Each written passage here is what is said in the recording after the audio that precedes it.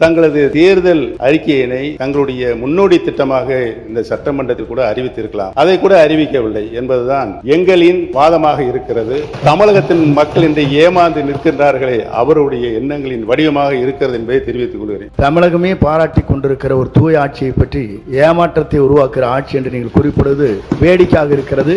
நீங்கள் இடம் மாறி இருக்கிறீர்கள், பரவாயில்லை, அதற்காக இவ்வளவு துடிபாட வேண்டிய அவசியம் இல்லை. அந்த இடத்தை அவர்தான் முதலில் மாற்றியவர் என்பதை நான் இங்கு தெரிவித்துக் கொள்ள கடமைப்பட்டிருக்கிறேன். இடத்தை முதலில் மாற்றியவர் நம்முடைய அமைச்சர் என்றார். ஆனால் பாருங்க என்ன ஆச்சரியம்னா, இடத்தை மாற்றிய போதும் அவர் இதயத்தின் அருகே இருந்த அந்த நிழல் படத்தை மாற்றவே வேண்டாம் என்று சொன்னவர் எங்களுடைய வெற்றி தலைவர். ஆனால் அண்ணனுடைய பாக்கெட்டை பார்க்கிற பொழுது இடமும் மாறி இருக்கிறது, இதயமும் மாறி இருக்கிறதோ என்று தோன்றுகிறது.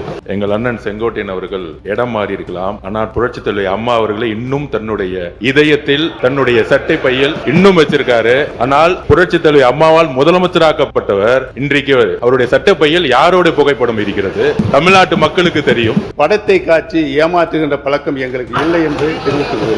மாண்புமிகு பேரவைத் தலைவர் அவர்களே, மாண்புமிகு எதிர்கட்சி தலைவர் அவர்களுக்கும், மாண்புமிகு புதிதாக பொறுப்பேற்றுள்ள மாண்புமிகு முதலமைச்சர் அவர்கள் தலைமையிலான புதிய அரசுக்கும், இங்கே அமர்ந்திருக்கின்ற சக சட்டமன்ற உறுப்பினர்களுக்கும், எங்களின் பேச்சுக்களை கேட்டு ரசிக்க மாடத்தில் வந்து அமர்ந்திருக்கும் பார்வையாளர்கள் அனைவருக்கும் முதற்கண் எனது வணக்கத்தை தெரிவித்துக் கொண்டு எனது உரையை தொடங்குகிறேன். இந்த சட்டமன்றம் எத்தனையோ வித்தியாசமான சூழல்களை கண்டிருக்கிறது. ஆனால் இந்த அரசு ஏற்படுத்தியிருக்கும் சூழல் என்பது வித்தியாசத்திலேயே வித்தியாசமானது. செய்வதை மட்டும்தான் சொல்வோம் என்று ஆணித்தரமாக அள்ளித்தளித்த வாக்குறுதிகளை தாங்களும் மறந்து மக்களும் மறந்திருப்பார்கள் என்றெண்ணி தனது முதல் நிதிநிலை அறிக்கையும் வேளாண் நிதிநிலை அறிக்கையும் தாக்கல் செய்துள்ளது இந்த அரசு. அதிலும் பெயர் மாற்ற பட்டியல் போல் வெளியான இந்த நிதிநிலை அறிக்கை தேர்தலின் போது சொன்ன கஜானா காலி என்ற பிரச்சாரத்தை கேள்விக்குறியாக்கிவிட்டது. இதை பார்த்து ஆச்சரியக்குறிகள் கூட விக்கித்து நிற்கின்ற சூழ்நிலை இன்றைக்கு ஏற்பட்டிருக்கிறது. இந்த அரசு ஆட்சி பொறுப்பேற்ற பின் அரங்கேறிய காட்சிகளை நான் திரும்பி பார்க்கிறேன்.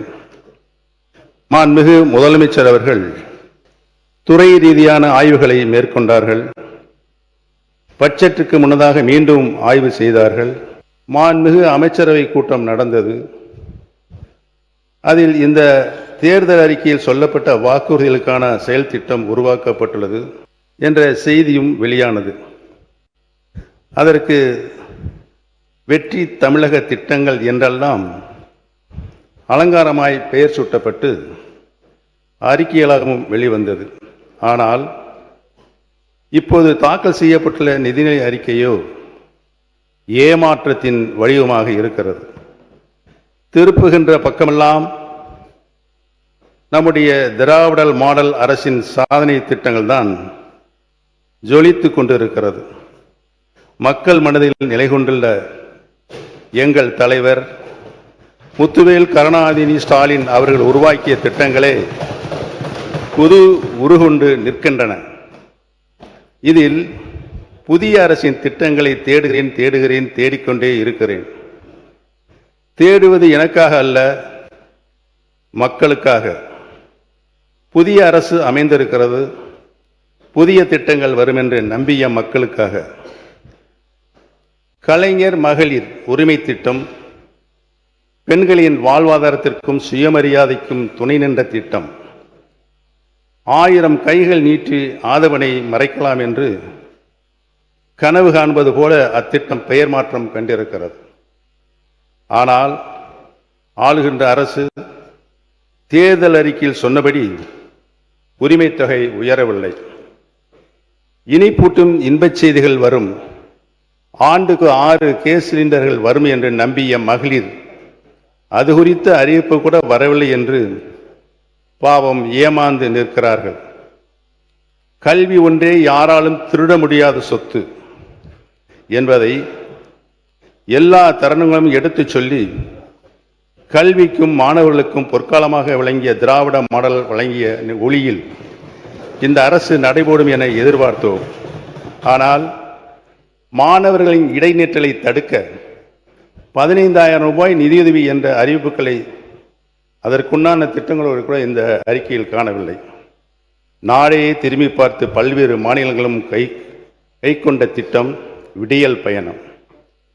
இதனை விரிவுபடுத்தி அனைத்து அரசு பேருந்துகளிலும் மாநிலம் முழுவதும் எங்கு வேணாலும் பயணிக்கலாம் என்ற நிலையை ஏற்படுத்தி சொன்ன சொல்லை காப்பாற்றுவீர்கள் என மகளிர் நம்பினர். ஆனால் அதிலும் ஏமாற்றம். இந்த பேரவையில் நான் ஒழித்துக் கொண்டிருக்கிறேன். செய்யாமல் விட்டுவிட்டதை சுட்டி காட்டுகிறேன். மாண்புமிகு பேரவைத் தலைவர்களே, நல்லதும் மாற்றம்தான், கெட்டதும் மாற்றம்தான்.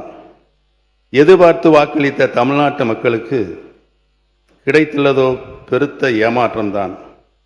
மொத்தத்தில் முதல் நிதிநிலை அறிக்கை. அவை முன்னவர் மாண்பு பேரவைத் தலைவர் அவர்களே, நிதியமைச்சராக இருந்து பணியாற்றியவர். ஒரு அரசு தேர்தல் நேரத்தில் அறிவிக்கின்ற திட்டங்கள் அனைத்தும் 5 ஆண்டு இறுதி வரையிலும் அதற்காக என்னென்ன திட்டங்களை நாம் நிறைவேற்ற வேண்டுமோ அதை நிறைவேற்றுவோம். நீங்கள் சொல்வதைப் போல 3 மாத காலத்தில் ஒரு சரித்திரம் படைக்க இயலாது. நீங்கள் அப்படி சரித்திரம் படைத்தால் நீங்கள் சொல்லுங்கள்.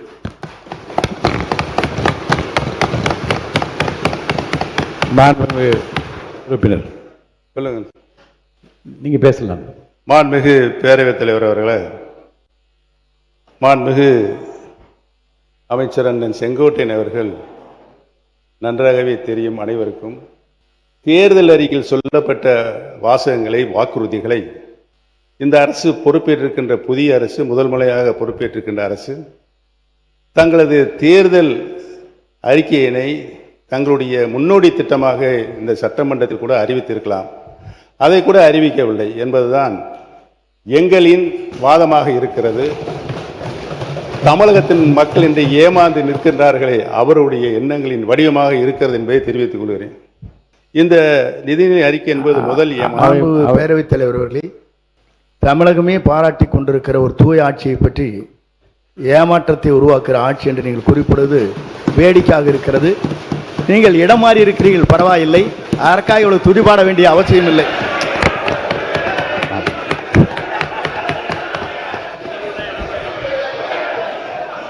மாண்புமிகு பேரவைத் தலைவர்களே, அந்த இடத்தை அவர்தான் முதலில் மாற்றியவர் என்பதை நான் இங்கு தெரிவித்துக் கொள்ள கடமைப்பட்டிருக்கிறேன். மாண்புமிகு கல்வித்துறை அமைச்சர் பேசுறத முதல்ல கவனிங்க.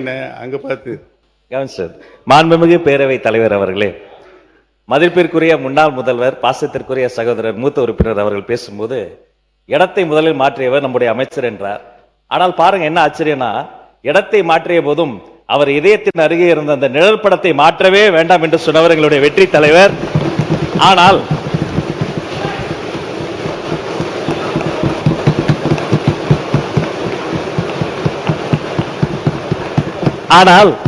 அண்ணனுடைய பாக்கெட்டை பார்க்கிற பொழுது இடமும் மாறி இருக்கிறது, இதயமும் மாறி இருக்கிறதோ என்று தோன்றுகிறது. பேரவைத் தலைவர் அவர்களே, எங்கள் மாண்புமிகு பேரவைத் தலைவர் அவர்களே, எங்கள் அண்ணன் செங்கோட்டையன் அவர்கள் இடம் மாறி இருக்கலாம். ஆனால் புரட்சித் தலைவி அம்மா அவர்களை இன்னும் தன்னுடைய இதயத்தில், தன்னுடைய சட்டை பையில் இன்னும் வச்சிருக்காரு. ஆனால் புரட்சித் தலைவி அம்மாவால் முதலமைச்சராக்கப்பட்டவர் இன்றைக்கு அவருடைய சட்டை பையில் யாரோட புகைப்படம் இருக்கிறது தமிழ்நாட்டு மக்களுக்கு தெரியும். அமைச்சர்களுக்கு பதில் சொல்வதற்கு நேரம் இருக்கிறது, காலம் இருக்கிறது.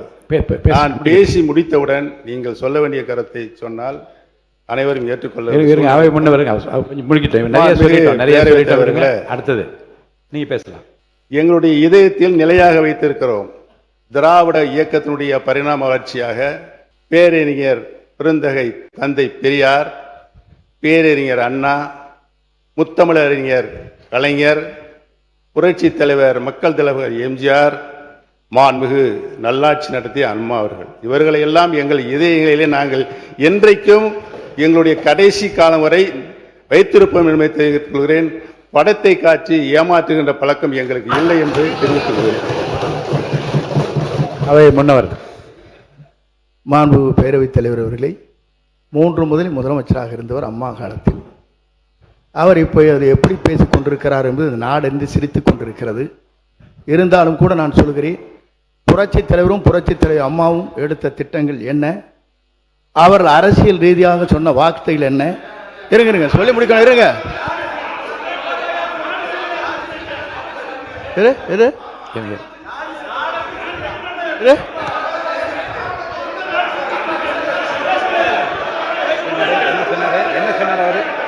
சொல்லி இருங்க அமைதியா இருங்க.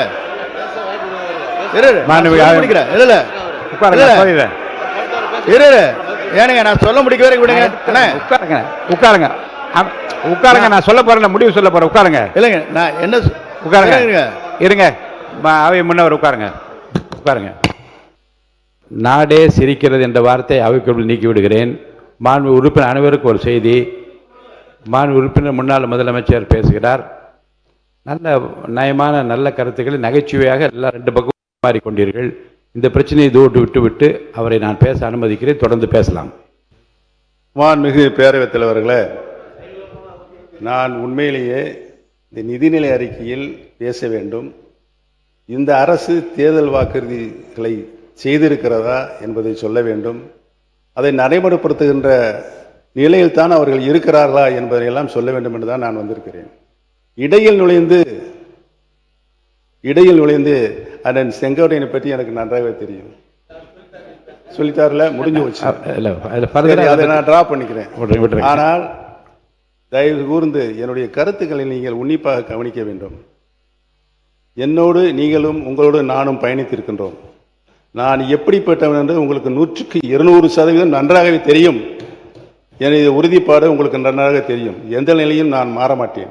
என்னுடைய நிலை திராவிட இயக்கத்தினுடைய பரிணாம வளர்ச்சியாக தான் சுற்றி வந்து கொண்டிருக்கும். நன்றாக தெரிந்து கொள்கிறோம். பேரறிஞர் அண்ணா அவர்கள் இருந்து இன்று வரை இந்த மன்றத்தில் நான் ஒன்றை மட்டும் சொல்லிக் கொண்டிருக்கிறேன். இந்த மன்றத்தில் நான் சட்டமன்ற உறுப்பினராக நின்று கொண்டிருப்பதற்கு காரணம் திராவிட இயக்கத்தின் பரிணாம வளர்ச்சியாக இன்றைக்கு வீட்டிருக்கின்ற கடந்த 5 ஆண்டு காலம் தமிழகத்தின் உரிமைகளை என்னாலும் நான் விட்டுக் கொடுக்க மாட்டேன் என்ற ஆட்சியிலும் கட்சியும் தொடர்ந்து போராடி கொண்டிருக்கின்ற முன்னாள் முதலமைச்சர் கழக தலைவர் அவர்களுக்கு நான் நன்றி சொல்வதற்காகத்தான் என்னுடைய இந்த இதயத்தில் இருக்கின்ற பாயிண்டில் இந்த படத்தை வைத்திருக்கிறேன் என்பதை நான் தெரிவித்துக் கொள்ள கடமைப்பட்டிருக்கிறேன். இதுக்கு முன்னாடி அந்த போராட்டம் சட்ட போராட்டம் உங்களுக்கு நன்றாக தெரியும். இங்க பாருங்க, நானே இன்னே பாருங்க, மாணவ உறுப்பினர் என்ன பர்சனலா உள்ள வேண்டாம், தயவுசெய்து என்னை பார்த்து கருத்து மட்டும் நீங்க சொல்லுங்க. நான் அலோவ் பண்றேன். அமைச்சர்கள் படத்தை வைத்திருக்கிறீர்கள் என்று கேட்பதெல்லாம் தவறு இல்லை. நீங்க இல்ல தவறு இல்ல. அது அதை யதார்த்தமாக எடுத்துக்கொண்டு நீங்களும் சொன்னீர்கள், அவர்களும் சொன்னார்கள். அதோடு அந்த பிரச்சனை முடிந்து விட்டது. உட்காருங்க. ஆமா, என்னை பொறுத்தவரையிலும் உங்கள் படத்தை பற்றி நான் பேசவில்லை. நீங்கள் பேசியிருப்பதான் கொச்சையாக இருக்கிறது. நான் ஒன்று சொல்ல வேண்டும் என்று சொன்னால், படத்தை வைத்துக் கொண்டு ஏமாற்றாதீர்கள் என்று சொல்வது வேடிக்கையாக இருக்கிறது. நீங்கள் இல்ல வேடிக்கையாக இருக்கு. இல்ல நீ கேட்கணும். இருங்க. இல்ல அதை சொல்ல எப்படி இருக்க முடியும்?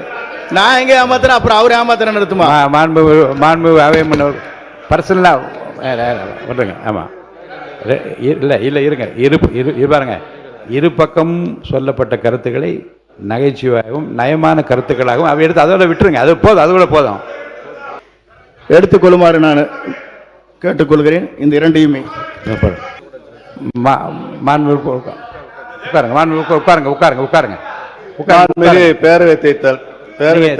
தொடர்ந்து பேசுங்க. நீங்க இந்த முதல் ஏமாற்றத்தை எங்களுக்கு ஏன் தந்தீர்கள் என்று இந்த அரசை பார்த்து மகளிரும் புலம்புகிறார்கள், இளைஞரும் புலம்புகின்றனர். அவர்களை பார்த்து கண்ணீரோடு நிற்கும் விவசாயிகள் தனது ஏமாற்றத்தை வாய்விட்டு சொல்ல முடியாமல் தவித்துக் கொண்டிருக்கிறார்கள். எப்படி சொல்வார்கள்? பாவம், காவிரி காய்ந்து கிடக்கிறது, மேகதாது அணை கட்டியே தீரும் என கர்நாடகம் ஒற்றை காலில் நிற்கிறது. இதற்கெல்லாம் தீர்வு காண வேண்டிய அரசோ பயிர்க்கடன் தள்ளுபடியிலும் சொன்னதை செய்யாமல் ஏமாற்றத்தை வழங்கி இருக்கிறது. போதா குறைக்கு நெல் டன்னுக்கு 3500 ரூபாய் மொத்தமாகவும், கரும்புக்கு 4500 ரூபாய் குறைந்தபட்ச ஆதார விலை கிடைக்கும் என்று நம்பி ஏமாந்த நிலையில் தங்களது ஏமாற்றங்களை சொல்ல வார்த்தைகளின்றி விவசாயிகள் இன்றைக்கு கண்ணீர் வெடித்து அழுகின்றனர். காக்கி சட்டை அணிந்த சகோதரர்கள் காவலர்களோ தங்களது அடிப்படை சம்பளம் மாதம் 18,200 ரூபாயிலிருந்து 25,000 ரூபாயாக உயரும் என்று நம்பி ஏமாந்து நிற்கின்றனர். பட்ஜெட் பக்கங்களை எல்லாம் புரட்டி புரட்டி தேடினாலும் பழைய ஓய்வூதிய திட்டத்தை செயல்படுத்துவதற்கான நடவடிக்கைகளை காணவில்லை என நமது இந்த அரசுக்கு அச்சாணியாக விளங்கிக் கொண்டிருக்கின்ற அரசு ஊழியர்கள் ஏமாந்து நிற்கின்றனர். 5 ஆண்டுகள் பணிமுடித்த செவிலியர்கள், தற்காலிக ஆசிரியர்கள் பணி நிரந்தரம் செய்யப்படும் என நம்பினர். ஆனால் அதற்கான எந்த அறிவிப்பும் வந்து சேராதால் அவர்களும் ஏமாந்து நிற்கின்றனர். மின் கட்டணம் மற்றும் நூல் கட்டண உயர்வு சுமையை தாங்க ஒவ்வொரு நெசவாளர் குடும்பத்திற்கும் ஆண்டுக்கு 30,000 ரூபாய் வங்கிக் கணக்கில் செலுத்தப்படும் என்ற கவர்ச்சிகரமான வாக்குறுதி இந்த தேர்தல் அறிக்கையில் இருக்கிறது. தேர்தல் முடிந்தும் ஆட்சி பொறுப்புக்கு வந்த பிறகும் இன்னும் அந்த தேர்தல் அறிக்கையிலேயே தூங்கிக் கொண்டு இருக்கிறதே என நெசவாளர்களுக்கும் தங்கள் ஏமாற்றத்தை சொல்ல வழியின்றி விழிபிதுங்கி நிற்கின்றனர். இத்தகைய ஏமாற்றங்களை இந்த நிதிநிலை அறிக்கை தந்துவிட்டதே என்றெண்ணி வேதனைப்படும்படிதான் நிதிநிலை அறிக்கையும் வேளாண் நிதிநிலை அறிக்கையும் இருக்கிறது.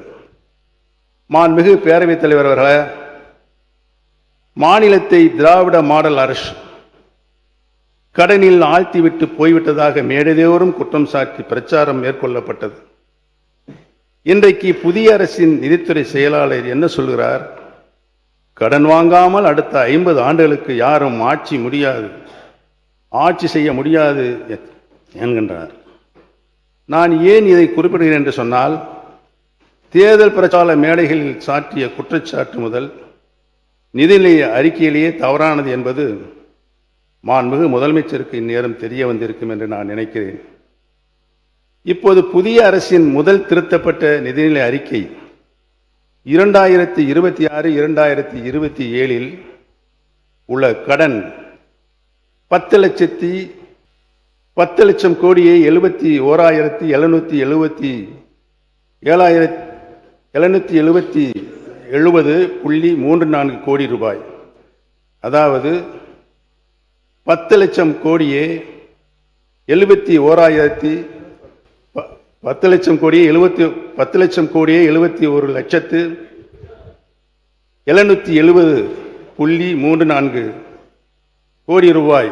அதாவது மாநில மொத்த உள்நாட்டு உற்பத்தி மதிப்பில் நிலுவையில் உள்ள மொத்த கடன் விகிதம் 26.12%. புதிய அரசு பொறுப்பேற்று 93 நாட்கள் ஆகிறது. இந்த திருத்தப்பட்ட நிதிநிலை அறிக்கையில் சொல்லப்பட்டுள்ள கடன் 10 லட்சத்து கோடியே 98,768 கோடி ரூபாய், அதாவது 27.01%.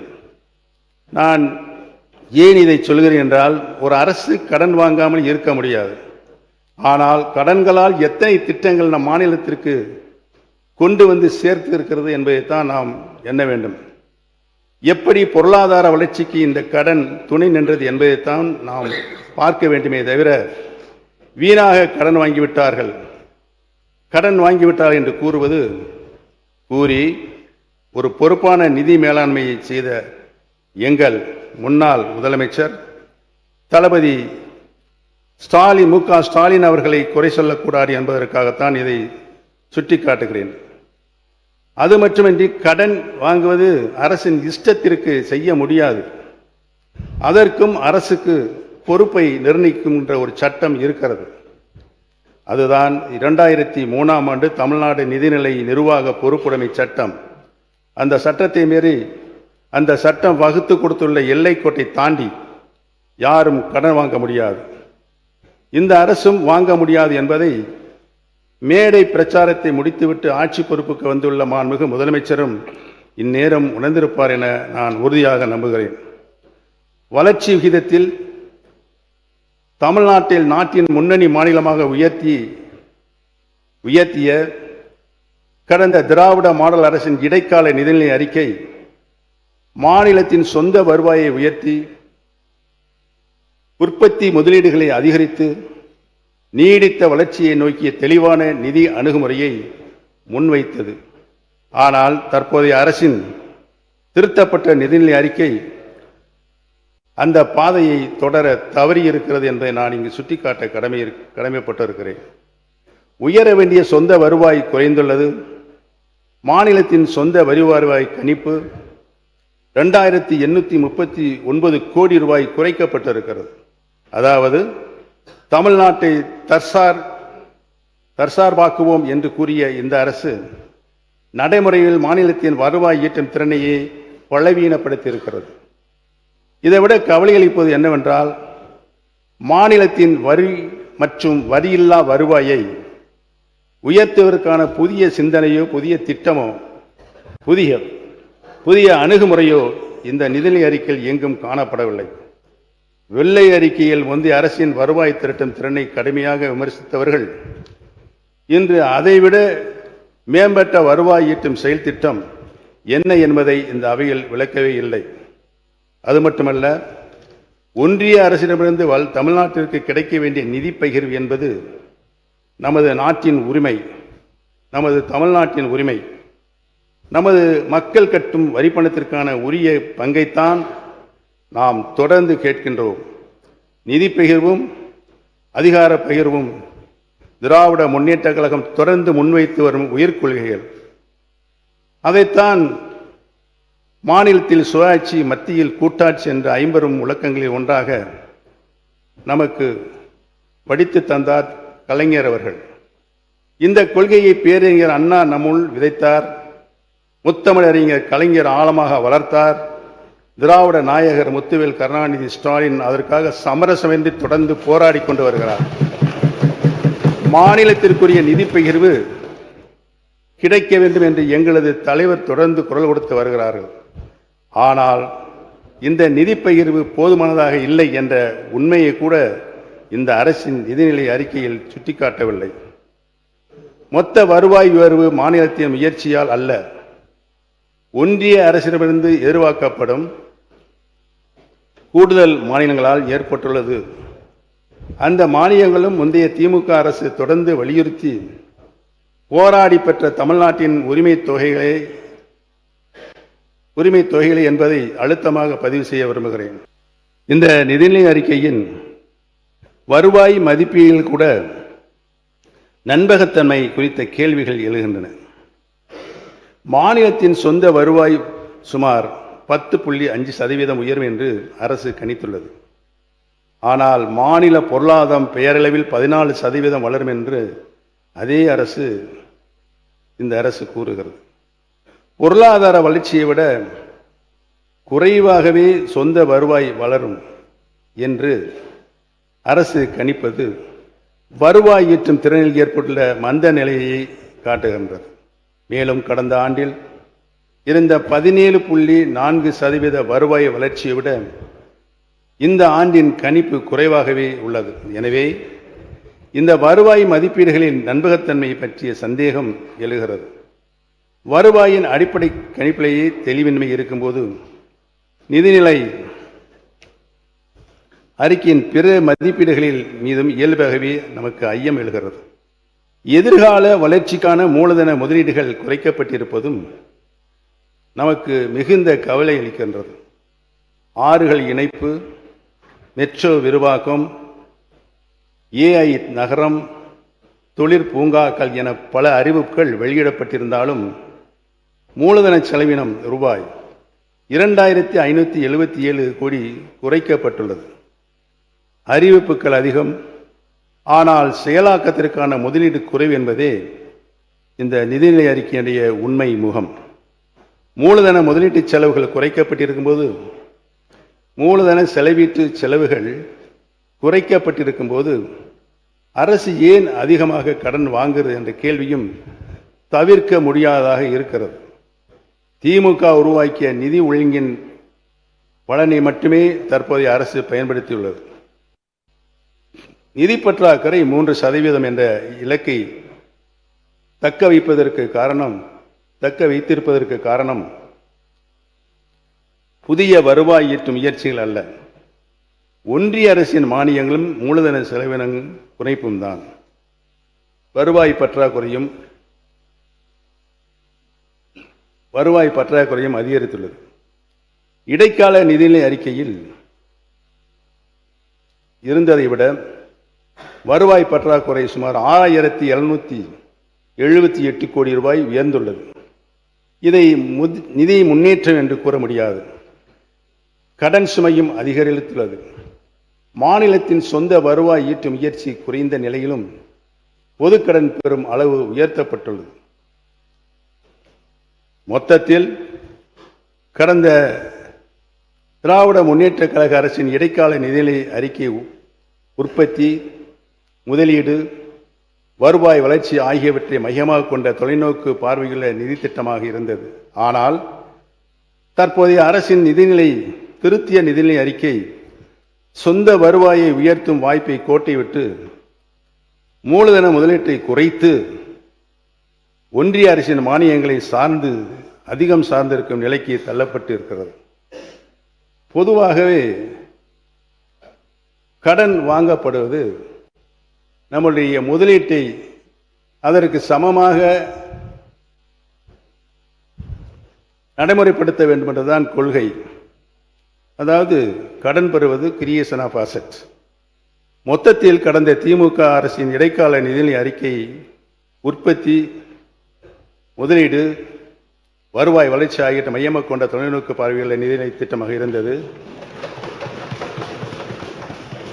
ஆனால் தற்போதைய அரசின் திருத்திய நிதிநிலை அறிக்கை சொந்த வருவாயை உயர்த்தும் வாய்ப்பை கோட்டை விட்டு மூலதன முதலீட்டை குறைத்து மொத்தத்தில் அது ஒன்றிய அரசுடைய மானியங்களையும் அதிகம் சார்ந்திருக்கும் நிலைக்கு தள்ளப்பட்டு இருக்கிறது என்பதை தள்ளியுள்ளது என்பதை தெளிவாக தெரிகிறது. ஒற்றை வரியில் சொல்ல வேண்டுமென்றால், திராவிட முன்னேற்ற கழக அரசு உருவாக்கிய வலுவான நிதி அடித்தளத்தின் மீது நிற்கும் இந்த அரசு தமிழ்நாட்டின் எதிர்காலத்திற்கான புதிய அடித்தளத்தை அமைப்பதற்கும் தவறியுள்ளது. மாண்புமிகு பேரவைத் தலைவர் அவர்களே, உள்ளதை உள்ளபடி சொல்லும் என்னுடைய கருத்துக்களை ஆளும் தரப்பில் உள்ளவர்கள் சிலரது மனம் ஏற்றுக்கொள்ளாமல் இருக்கலாம். பலரது மனம் ஏற்றுக்கொண்டாலும் அதை வெளிப்படுத்த தயங்கலாம். இருக்கவே இருக்கிறது. எங்களை தற்காத்து கொள்ளும் வாதம் என ஆட்சி பொறுப்பில் உள்ள ஆளும் கட்சியினர் இங்கே ஒரு வாதத்தை வைக்கக்கூடும். நாங்கள் வந்து 100 நாட்கள் கூட ஆகவில்லையே என்று அவர்கள் சொல்லக்கூடும். எங்களுக்கு கால அவகாசம் கொடுங்கள் என்று கேட்கக்கூடும். அவர்களின் கோரிக்கையை நான் எதிர்க்கவில்லை. ஆனால் உள்ளதை உள்ளபடி சொல்ல வேண்டுமல்லவா? ஒரு செயலை ஒருவர் செய்ய வேண்டுமென்றால் முதலில் அவரிடம் அதற்கான முனைப்பு இருக்க வேண்டும். இந்த ஆட்சி ஏற்பட்ட பிறகு ஆளுநர் உரை நிகழ்ந்துவிட்டது, நிதிநிலை அறிக்கை தாக்கலாகிவிட்டது, வேளாண் நிதிநிலை அறிக்கை வாசித்தாகிவிட்டது. ஆனால் இவற்றில் எங்காவது ஆளும் அரசின் தேர்தல் அறிக்கைகளை நிறைவேற்றுவதற்கான அறிகுறிகள் தென்படுகிறதா? இல்லை. திராவிட மாடல் திட்டங்களின் விரிவாக்கம் தானே எங்கும் இருக்கிறது. இதனை யார் ஏற்க மறுத்தாலும் இதுதான் மக்கள் காணும் உண்மை. திராவிட மாடலின் திட்டங்கள் கடக்க முடியாது. மக்கள் நலனில் முத்துவேல் கருணாநிதி ஸ்டாலினை விஞ்சி யாரும் மக்கள் நலனில் முத்துவேல் கருணாநிதி ஸ்டாலினை விஞ்சி யாரும் சிந்திக்க முடியாது என்பதுதான் இந்த நிதிநிலை அறிக்கையின் புலப்படுத்தும் உண்மைத்தன்மை.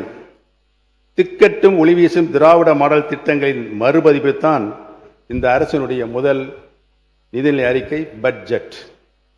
மாண்புமிகு பேரவைத் தலைவர்களே, தமிழ்நாடு எத்தனையோ பிரச்சனைகளை சந்தித்திருக்கிறது.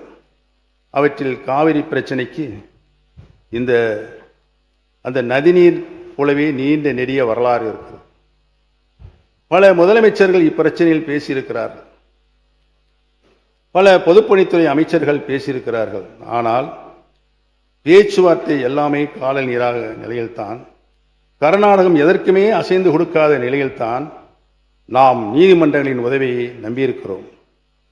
முதலில் அண்டை மாநிலம் அன்போடு பேச வேண்டும், இரு மாநில மக்களும் சுமூக சூழ்நிலையில் இப்பிரச்சனைக்கு தீர்வு காண வேண்டும் என முழு முயற்சி மேற்கொண்டது திராவிட முன்னேற்ற கழகம்தான். இங்கே கூட மாண்புமிகு முதலமைச்சர்கள் பேசும்போது 1969 என்று ஒரு ஆண்டை நினைவுபடுத்தினார். அந்த ஆண்டில் இருந்த கலைஞர் பிறந்த அதே 1924 ஆண்டில்தான் இந்த காவிரி ஒப்பந்தமும் போடப்பட்டது என்பதை நான் இங்கு சுட்டிக்காட்ட கடமைப்பட்டிருக்கிறேன். இப்பிரச்சனையில் முதலில் பொதுப்பணித்துறை அமைச்சராக இருந்த அவர்தான் காவிரி பிரச்சனை குறித்து அப்போதைய கர்நாடக முதலமைச்சர் வீரேந்திர பாட்டீலுடன் பேச்சுவார்த்தையை துவங்கியவர் என்பதை இந்த அவையில் ஆழமாக பதிவு செய்ய விரும்புகிறேன். இப்படி மக்கள் தலைவர் எம்ஜிஆர், மாண்புமிகு அம்மா அவர்கள் ஆகியோரும் நேரடியாக கர்நாடகவுடன் பேசினார்கள். பிறகு உச்சநீதிமன்றே உத்தரவிட்டும் பேசினார்கள். ஆனால் தமிழ்நாட்டின் நீர் உரிமையை, நம் விவசாயிகளின் உரிமையை பற்றி கர்நாடக அரசு ஒரு சுமூகமான மனநிலையில் பேச முன்வராத காரணத்தில்தான் நாம் பேச்சுவார்த்தை என்பதை விட்டு நடுவர் மன்றம், உச்ச நீதிமன்றம் என்று நாடத் தொடங்கினோம். மாண்புமிகு உறுப்பினர், குறுக்கீடுகளை தவிர்த்து ஏறத்தாழ 27 நிமிடங்கள் நீங்கள் பேசிக் கொண்டிருக்கிறீர்கள். நிதிநிலை அறிக்கை ஒரு 250 பக்கம் படித்தார், வேளாண் அமைச்சர் அவர் 150 பக்கத்து படித்தார். அதுக்கு நிகராக நீங்கள் நிறைய தயார் செய்து கொண்டு வந்திருக்கின்றீர்கள். சுருக்கமாக உங்கள் பேச்சை முடிக்குமாறு நான் அன்போடு கேட்டுக்கொள்கிறேன். இந்த பிரச்சனையில் அதில் தமிழ்நாடு வெற்றி கண்டு இருக்கிறது. கொஞ்சம் ஸ்பீடாக போனால் மாண்புமிகு பேரவைத் தலைவர்கள் ஸ்பீட் பிரேக் போடுறீங்க, கொஞ்சம் பார்த்துங்க. இடைக்கால தீர்ப்பையும் பெற்றோம், அதை செயல்படுத்த பிரதமர் தலைமையிலான ஆணையத்தையும் பெற்றோம். பிறகு நடுவர்மன்றத்தின் இறுதி தீர்ப்பையும் நாம் பெற்றோம். அதை உச்ச நீதிமன்றமே உறுதி செய்தது. அதற்கு உச்ச நீதிமன்றத்தினுடைய இறுதி தீர்ப்புக்கும் அரசாணையும் பெற்றோம். தீர்ப்பை செயல்படுத்த ஒரு திட்டத்தையும் பெற்றோம். அத்திட்டத்தின்படி தண்ணீர் திறந்துவிட ஒரு அமைப்பையும் நாம் பெற்றோம். அப்படி பெறப்பட்ட அமைப்பு தான் தற்போது இருக்கின்ற காவிரி மேலாண்மை ஆணையம், அன்று காவிரி மற்றும் காவிரி நீர் ஒழுங்காற்று குழு. இப்போது நம்மிடம் இருக்கும் காவிரி உரிமை சட்டப்படியான உச்ச நீதிமன்றத்தால் இறுதியும் செய்யப்பட்ட உரிமை. நானும் பொதுப்பணித்துறை அமைச்சராக, முதலமைச்சராக இருந்து காவிரி பிரச்சனைகளை தொடர் நடவடிக்கைகள் எடுத்த என்ற முறையில் இதனை நான் உறுதியாக சொல்கிறேன். சட்டப்படி கிடைத்த உரிமையை நாம் இனியும் பேச்சுவார்த்தை என்ற ரீதியில் கோட்டிவிடக்கூடாது. மாண்புமிகு முதலமைச்சர் அவர்கள் கூட பகை நாடுகளே பேசுகின்றன, நாம் பேசினால் என்ன என்றார். தமிழ்நாடு எப்போதுமே கர்நாடக மாநிலத்தை பகை மாநிலமாக கருதியதில்லை. அவர்களும் நம்மை போல்தான் இருப்பார்கள் என்று நம்பியிருந்தோம். ஆனால் அந்த நம்பிக்கையை உச்ச நீதிமன்றம் எதிர் தீர்ப்பை அளிக்கும் வரையில் மட்டுமல்ல, அதன் பிறகும் கூட அம்மாநிலம் நமக்கு அளிக்கவில்லை. எனவேதான் பேச்சுவார்த்தை என்ற அத்தியாயம் ஏற்கனவே உச்ச நீதிமன்ற இறுதி தீர்ப்பால் முடித்து வைக்கப்பட்டு விட்டது என்பதைத்தான் இந்த மாமன்றத்தில் பதிவு செய்ய விரும்புகிறேன். இனி காவிரி மேலாண்மை ஆணையம் சொல்வதை இரு மாநில நல்லுறவுகள் அடிப்படையில் கர்நாடகம் கேட்க வேண்டும் என தமிழ்நாட்டு விவசாயிகளும் எதிர்பார்க்கிறார்கள். இங்கு இருக்கும் ஆளுங்கட்சியும் எதிர்வரிசையில் உள்ள பிரதான எதிர்க்கட்சி உட்பட்ட அனைத்து கட்சிகளும் கருதுகின்றன. இந்த சூழ்நிலையில் பேச்சுவார்த்தை என புறப்படுவது நமக்குள்ள காவிரி நதிநீர் உரிமையை மீண்டும் பேச்சுவார்த்தை வரம்பிற்குள் கொண்டு வருவதாகும்.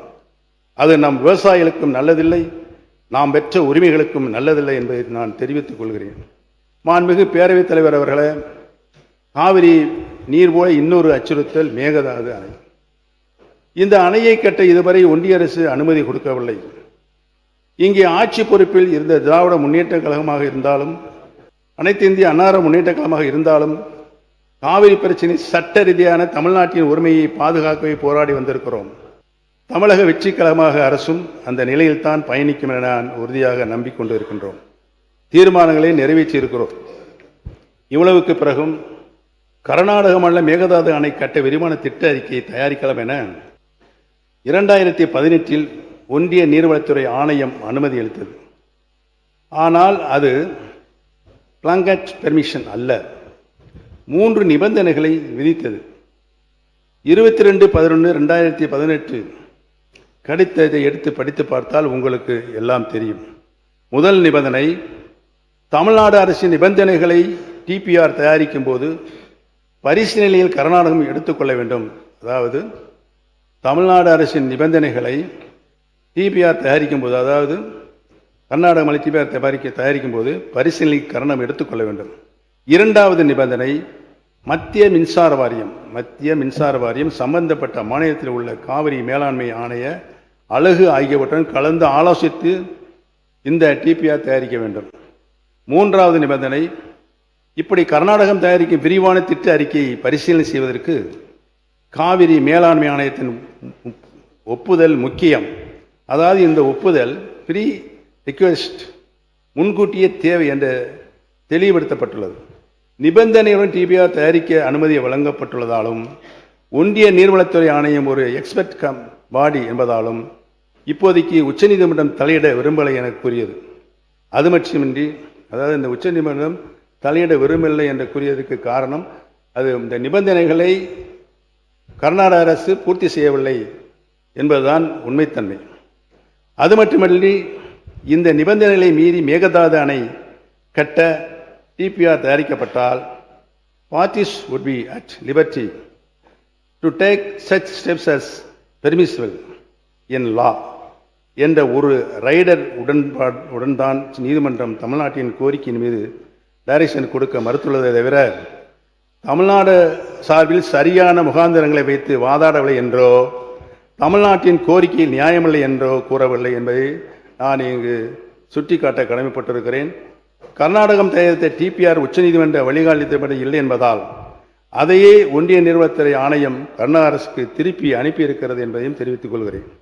திராவிட முன்னேற்ற கழக ஆட்சியில் இருந்தவரை மேகதாது அணை கட்ட விரிவான திட்ட அறிக்கை அனுமதிக்கப்படவில்லை என்பதுதான் உண்மை நிலை என்பதை இங்கு நான் பணிவோடு தெரிவித்துக் கொள்ள கடமைப்பட்டிருக்கிறேன். அதனால்தான் தேர்தலுக்கு முன்பு, அதாவது கடந்த 4/3/2026 அன்று மேகதாது அணை பிரச்சனையில் நடுவர் மன்றம் அமைக்க வேண்டும் என கோரிக்கை வைத்தோம். இந்த அரசு கொண்டு வந்த தீர்மானத்திலும் அதை திருத்தமாக மாண்புமிகு எதிர்க்கட்சி தலைவர் அவர்கள் அளித்து அதுவும் ஏற்றுக்கொள்ளப்பட்டு ஒருமனதாக நிறைவேற்றப்பட்டிருக்கிறது. ஆகவே மேகதாது அணை தொடர்பாக தமிழ்நாடு அரசின் மனு தள்ளுபடி செய்யப்பட்டு விட்டது என்றெல்லாம் பேசி கர்நாடக அரசின் கருத்தை வலுப்படுத்த வேண்டாம் என நான் அன்போடு கேட்டுக்கொள்ள கடமைப்பட்டிருக்கிறேன். எப்போது கர்நாடக அரசு டிபிஆர் தயாரிக்க முன்வந்தாலும் திமுக ஆட்சியில் பெறப்பட்ட உச்ச நீதிமன்ற தீர்ப்பை கடைபிடித்தே ஆக வேண்டும். இதுதான் சட்ட நியதி என்று கூறிக்கொள்ள கடமைப்பட்டிருக்கின்றேன். தேர்தல் ஜனநாயக வரலாற்றில் தமிழ்நாடு சட்டமன்றம் புகழ்மிக்கது. 100 ஆண்டு கண்ட சட்டமன்றத்தின் உறுப்பினராக நாம் எல்லாம் இருப்பதும் பெருமை மிக்கது. நான் இந்த அவையின் உறுப்பினராக முதலில் நுழைந்த 2001ஆம் ஆண்டிலிருந்து இன்று வரை இச்சட்டமன்ற உறுப்பினர் என்பதை நாட்டின் எந்த மூலை முடுக்கிலுக்கு போனாலும் பெருமிதத்துடன் கூறிக்கொள்ள முடிகிறது. அத்தகைய சிறப்பு வாய்ந்த சட்டமன்றத்தில், குறிப்பாக இந்த 14வது சட்டமன்றத்தின் சீனியர்களாக நாங்கள் இடம்பெற்றிருக்கிறோம் என்றால் எண்ணற்ற இளைஞர்களும் வீற்றிருப்பது நம் ஜனநாயகத்தின் இளமையை காட்டுகிறது. இளமையான ஜனநாயகம், துடிப்புமிகு ஜனநாயகமாக இருக்க, ஆரோக்கியமான விவாதத்திற்காக, கருத்துமிக்க கலந்துரையாடலுக்காக நமக்கெல்லாம் சட்டமன்ற விதிகளை தொகுத்து தந்திருக்கிறார்கள். நம்மையெல்லாம் வழிநடத்தி செல்வதற்கு தகுதியுள்ள பேரவைத் தலைவர் அவர்கள் இங்கே அமர்ந்திருக்கிறார்கள். அந்த விதிகளின் நான் இதை சொல்வதற்கு காரணம், நீங்களும் நாங்களும் ஒன்றாக பயணித்திருக்கிறோம் என்பதை நான் அறிவேன். உங்களுடைய உண்மைத்தன்மையையும் நான் அறிவேன். நீங்கள் மனச்சாட்சிப்பட செயல்படுங்கள் என்பதையும் நான் அறிவேன் என்பதை இங்கு சுட்டிக்காட்ட கடமைப்பட்டிருக்கிறேன். அந்த விதிகளிலேயே தனிப்பட்ட குற்றச்சாட்டுகளோ, நமக்கு தரப்பட்டிருக்கின்ற வரையறுக்கப்பட்ட விதிகளில் தனிப்பட்ட குற்றச்சாட்டுகளோ அல்லது அவதார வார்த்தைகளே இருக்கக்கூடாது என்பதுதான் ஒரு விதி. நீதி விசாரணையில் இருக்கும் எப்பொருளின் மீதும் கருத்தை சொல்லவோ அல்லது அப்பொருள் குறித்து குறிப்பிடவோ கூடாது. அது விதி. பேரவைக்கு ஒவ்வாத பயன்படுத்தாத வார்த்தைகளை பயன்படுத்தக்கூடாது. அதுவும் விதி. செய்தித்தாள் அடிப்படையாக, செய்தித்தாள்கள் வருகின்ற அடிப்படையாக வைத்து பேரவைத் தலைவரின் அனுமதியின்றி பேசக்கூடாது. இவை வெறும் சாம்பிள்கள். நாம் அனைவரும் சட்டமன்ற உறுப்பினராக பொறுப்பேற்ற தினத்திலேயே இச்சட்டப்பேரவையின் விதிகள் அடங்கிய புத்தகம் கொடுக்கப்பட்டிருக்கிறது. அப்படி ஒரு புத்தகம் இங்கே இளைஞர்களாக அமைந்திருக்கும் உறுப்பினர் அவைகளுக்கும் வந்து சேர்ந்திருக்கும். அந்த 292 விதிகள் கொண்ட தமிழ்நாடு சட்டமன்ற பேரவை விதிகள், அந்த விதிகள் தான் நமக்கு எல்லாம் இங்கு இருக்கும் தலைவர். அதன் கீழ்தான் பேரவைத் தலைவர் நம்ம எல்லாம், அதைத்தான் சொல்ல வந்தேன். அந்த விதியின் கீழ்தான் பேரவைத் தலைவர் நம்ம எல்லாம் நல்ல வழிப்படுத்தி கொண்டிருக்கிறார் என்பதனை நான் இங்கு பணியோடு தெரிவித்துக் கொள்ள கடமைப்பட்டிருக்கிறேன். ஆகவே மூத்த உறுப்பினர் என்ற முறையில் நான் சொல்லிக் கொள்வது, இது பாரம்பரியமிக்க சட்டமன்றம். அதன் பழம்பெருமையை, ஜனநாயகத்தை தாங்கி நிற்கும் அந்த தூணை ஆரோக்கியமான விதானமான முன்னெடுத்து வெளியுறவுகள் புகழ் சேர்க்க நம்முடைய சட்டமன்றத்திற்கு, நம்முடைய தமிழ்நாட்டுக்கு பெருமை சேர்க்க வேண்டும் என்று உங்கள் அனைவரையும் நான் அன்போடு கேட்டுக்கொள்ள கடமைப்பட்டிருக்கிறேன். ஒன்றை மட்டும் சொல்லி வருகிறேன். கடந்த ஐந்தாண்டு காலம் தமிழக மக்களுடைய அடிப்படை வசதிகளையும் தமிழ்நாட்டினுடைய பாரம்பரிய உரிமைகளையும் திராவிட இயக்கத் தலைவர்கள் நமக்கு பெற்றுத்தந்த உரிமைகளை காப்பாற்றுகின்ற ஒரே நோக்கத்தோடு தான் நாம் செல்ல வேண்டுமே தவிர வேறு எந்த நோக்கமும் நமக்கு இருக்கக்கூடாது என்பதை சொல்லி இவ்வளவு தூரம் பொறுமையாக கேட்ட சட்டமன்ற உறுப்பினர், அமைச்சர்கள் உட்பட சட்டமன்ற உறுப்பினர்களுக்கும் மாண்புமிகு பேரவைத் தலைவருக்கும் என்னுடைய நன்றியை தெரிவித்து அமைகிறேன். நன்றி, வணக்கம்.